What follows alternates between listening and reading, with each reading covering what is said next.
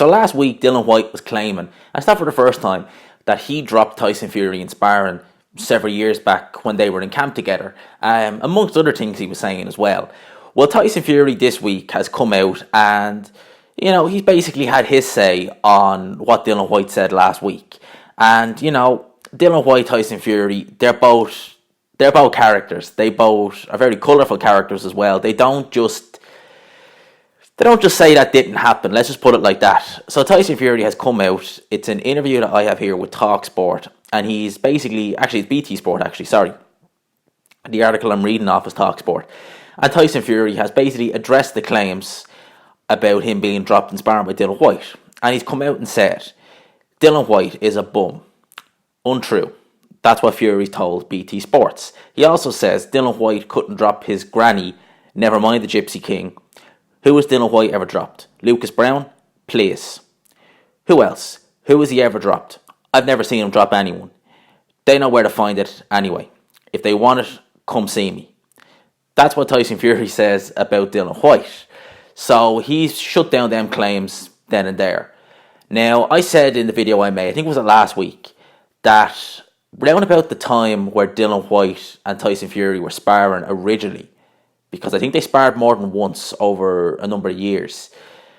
I think originally when they sparred, it might have been 2011, I want to say, kind of 2011, 2012, in around that time.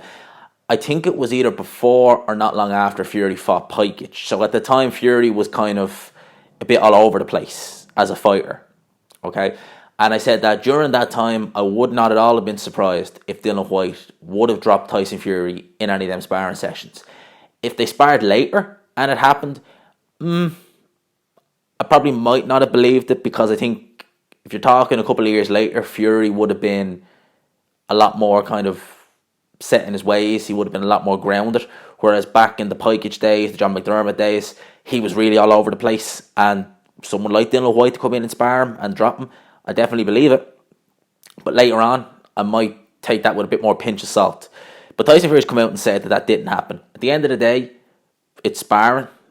Only they kind of really know what happened. Only people who were in that camp know what really happened.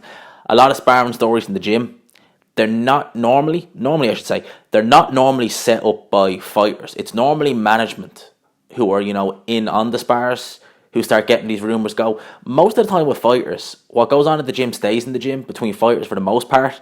It's normally kind of more so managers / kind of sponsors who kind of let things go in sparring and let words get out that such and such dropped such and such.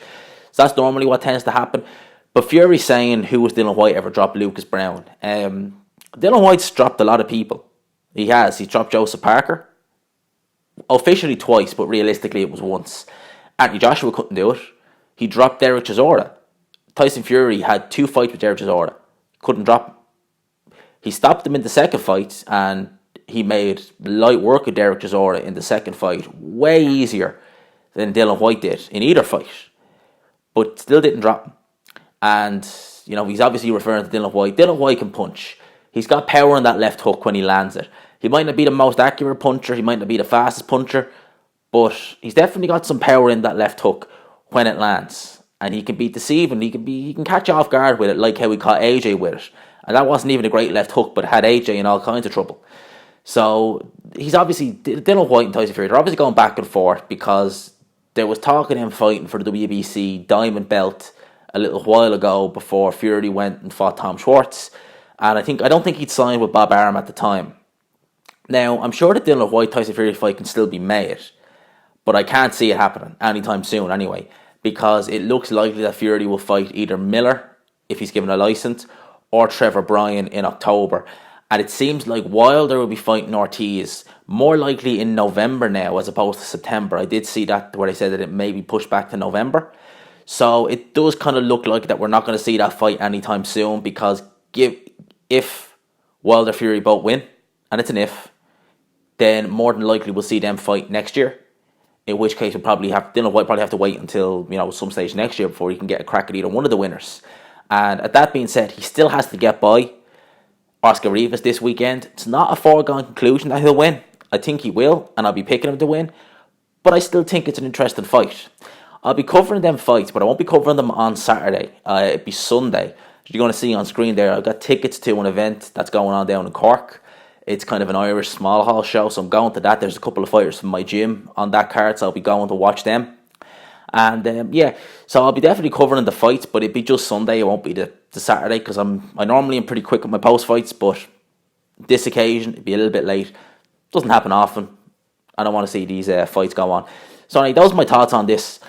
Let me know what you think down below. If Fury and Whyte, I should say Wilder there.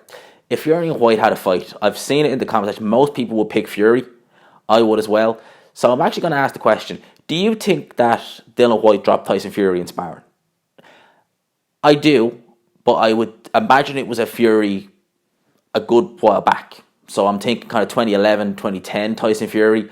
I'd be very surprised if it was Fury, kind of Kevin Johnson kind of Fury, or, you know, in preparation for David Haye, someone like that, because I think that Fury was a lot more sharper, a lot more defensively savvy, and I don't think Dillian Whyte would have been far enough along to be able to cause him any troubles. So let me know what you think down below in the comment section. Also, I want to show you on screen right there.